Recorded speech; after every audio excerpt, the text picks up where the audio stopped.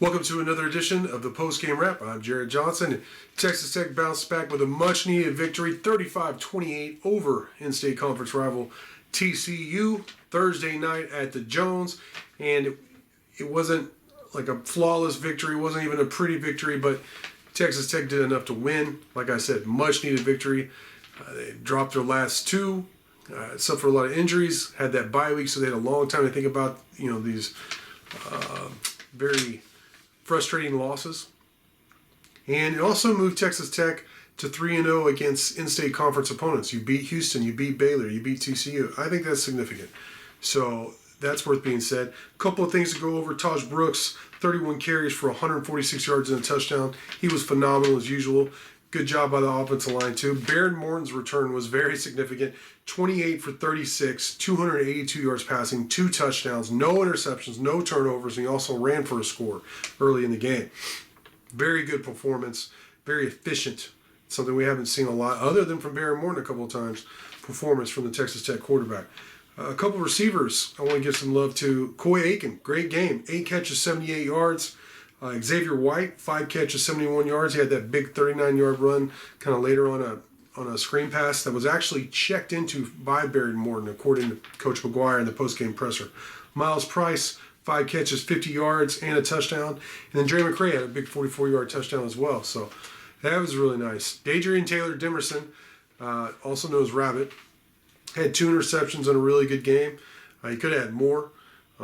One was called back because of a penalty, and that's something. Texas Tech had 8 penalties for 72 yards. That's not good.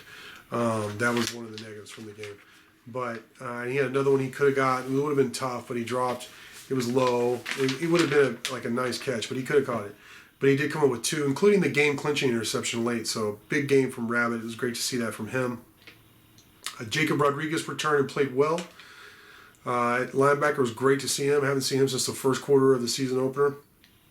CJ Baskerville, after being moved to boundary safety, looked really good. He led the team in tackles with 9, had a couple of big woo hits. Tyler Owens, who changed positions with him and was playing star, made a couple of really nice plays as well. I thought the offensive line, for the most part, played really well as well. There were some questionable calls. I didn't like the quarterback run late in the game. You can't get Baron Morton hurt. I think that was a bad call. But overall, I think Kidley called a good game. And I didn't like the 4th and 1 decision to go for it. Obviously, it's like if you don't get it, you're going to criticize it. But I didn't like it before they actually ran the play. I just thought on your own 34 in that situation with the lead, you should punt the ball. They didn't. It almost cost them, but Tech came up with a couple of big turnovers and did enough on offense to get the big win. So now Texas Tech, they have a couple of days off again to get some extra rest while Kansas has to play Saturday, and then you go to Lawrence against a very good Kansas team. So it's going to be a huge game for Texas Tech. Kansas is good, especially offensively, but beatable. It's going to be tough there, but it's an opportunity for the Red Raiders. So now Texas Tech needs 2 more victories to get bowl eligible.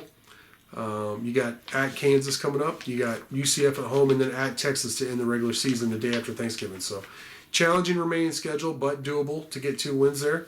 And either way, I thought it was, again, a nice response from after a couple of tough losses by this Red Raider football team.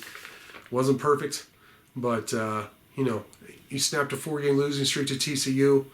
They are one of your biggest rivals, not only in the Big 12 moving forward, but also on the recruiting trail. You recruit a lot of the same guys. So, nice victory overall for Texas Tech. And we're going to have more content. Jaeger Shots is already posted by Mighty Joe, day after podcast. You have the live stream that I already did that's on this channel. But more content on Inside the Red Raiders coming up. So, for now, I want to thank you for watching, and until next time.